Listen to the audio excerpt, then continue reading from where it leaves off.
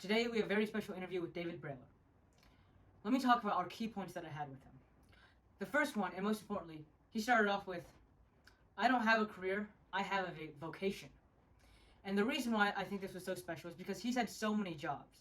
He's on the board of Walgreens, he was the chairman of Health Evolution, and he had leadership of the National Coordinator for Health Institute Technology. Now, all of those jobs seem so different from each other. However, they have one theme. They're all improving healthcare by making it more patient-focused. And that's his vocation right there. And I think a vocation is something that we should all strive for. I think it's very interesting to have a set of core beliefs and then follow your pathway with those core beliefs. One topic that came up that was really interesting was when we talked about, is the healthcare industry disruptible? And he said, yes, but not too soon. And one of the reasons why he said that was because the healthcare model and the business model is companies with old infrastructure built around monopolies.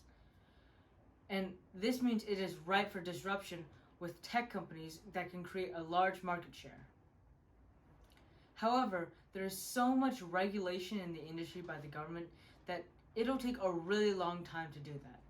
In fact, he says that the healthcare industry is the size of Germany. If anyone says, let's go disrupt Germany in a day, they're crazy. As he said at the very end, it's not a singular event, more like a lifetime process.